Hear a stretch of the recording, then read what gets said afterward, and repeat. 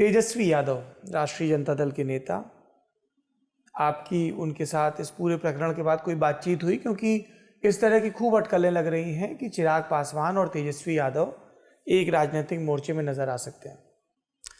मैं इसका जवाब दूं उससे पहले बस मैं इतना आपसे आग्रह करूंगा कि भाई 1+1 1 और 1 11 ही हो, ज़रूरी नहीं है। बहुत सिंपल मैथ्स के तौर पर जो मैं जवाब देने चाह रहा हूँ उसको बहुत सिंपल मैथ्स के तौर पर 1+1 2 ही करके हम लोग देखें, 11 नहीं करेंगे। तेजस्वी मेरे छोटे भाई हैं, मैं इस बात को कहता रहा हूँ, ब्रेकिंग न्यूज़ ये भी नहीं है। मेरी उनसे बातचीत निरंतरता में होती रहती है। इस प्रकरण के बाद भी मेरी उनसे बातचीत हुई है। ये भी ब्रेकिंग न्यूज़ इसीलिए नहीं है क्योंकि हम लोग की बातचीत होती रहती है। मेरे पिताजी और उनके पिताजी एक लंबे समय तक दोनों दोस्त रहे। दोनों ने एक दूसरे के साथ मिलकर काम किया। तेजस्वी और मैं एक दूसरे को तब से जानते हैं जब हम दोनों बच्चे थे, हमें राजनीति के बारे में पता भी नहीं था। और तब से हम दोनों, और सिर्फ तेजस्वी ही नहीं, इनके बड़े भाई हों, इनकी सिस्टर्स हों, सबके साथ मेरे बहुत अच्छे व्यक्तिगत संबंध रहे, भाई बहन की तरह ही। और हम लोग तो यहाँ तक मानते हैं कि मेरे पिताजी तेजस्वी के पिता समान थे। और तभी जब आज उनके जन्म दिवस पर उनको श्रद्धांजलि देने की, उनकी जयंती मनाने का जिक्र जब राजद के द्वारा किया गया, मैंने उनका धन्यवाद भी किया कि इस परंपरा को अगली पीढ़ी भी निभा रही है कि जिस तरीके से दोस्ती पिताजी में थी, हम लोग भी हमारी उस पीढ़ी को सम्मान दे रहे हैं। भी निकाले गए कि तेजस्वी पब्लिकली ये मैसेज दे रहे हैं कि चिराग हमारे साथ आ जाए। हाँ, उन्होंने ये प्रस्ताव उन्होंने रखा, उसके लिए मैं उनकी पार्टी का मैं धन्यवाद करता हूँ। बट मैं पुनः उसी वाक्य पे आऊँगा जो मैं बार बार कह रहा हूँ कि मेरी प्राथमिकता नहीं है भाई आज की तारीख में गठबंधन करना या गठबंधन के बारे में सोचना। मेरी क्या है चिराग की प्राथमिकता? क्या आपका अगला पॉलिटिकल मूव होगा? इस आशीर्वाद यात्रा पर जिस पर मैं निकल रहा हूँ वो मेरी प्राथमिकता है। आशीर्वाद यात्रा पे आप 5 जुलाई को निकल रहे हैं? 5 जुलाई को, जिस दिन पापा का जन्मदिन होता है, और उन्हीं की कर्मभूमि हाजीपुर से ही मैं इस यात्रा की मैं शुरुआत कर रहा हूँ।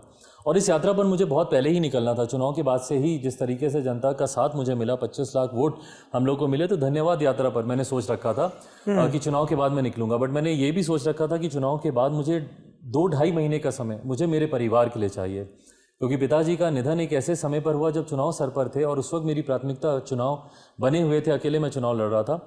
और इसीलिए उस वक्त मैं परिवार के साथ वो समय नहीं बिता पाया। तो इतना मुझे था कि 2-3 महीने परिवार के साथ बैठकर मार्च से मुझे इस धन्यवाद यात्रा पर निकलना था। बट फिर कोरोना हुआ और मुझे टाइफाइड हो गया, और उसके बाद जो प्रकरण हुआ, तो उस धन्यवाद यात्रा को अब आशीर्वाद यात्रा का नाम मैंने दिया, क्योंकि अब आशीर्वाद वाले तमाम हाथ मेरे सर से उठ गए हैं। सिर्फ एक मेरी माता जी से, मम्मी का ही हाथ है, तो इसलिए अब जनता के बीच जाकर उनका आशीर्वाद लेना मेरे लिए ज़रूरी है। चिराग, 8 अक्टूबर से मैं एक पद यात्रा की भी ज़रूर शुरुआत करूंगा इसके बाद। इसी बरस उस दिन पिताजी का देहांत हुआ जी, तो उस दिन से एक पद यात्रा जिसमें 2 महीने 6 महीने चल कर लोगों के बीच जाकर अपनी बातों को रखकर, उनकी बातों को सुनकर आगे की रणनीति, क्योंकि फिर उसके बाद फिर चुनाव का समय आएगा। मैं मानता हूँ कि लोकसभा से पहले बिहार में विधानसभा के चुनाव होंगे उस वक्त, क्योंकि चुनाव का समय, फिर उस वक्त आपके गठबंधन कह रहे हैं कि लोकसभा चुनाव से पहले बिहार में विधानसभा चुनाव होंगे। जी बिल्कुल, इस बात को मैं ही नहीं कह रहा, मेरे छोटे भाई तेजस्वी भी इस बात को मानते हैं। और सबसे बड़ी बात यह है कि मुख्यमंत्री नीतीश कुमार जी भी इस बात को मानते हैं।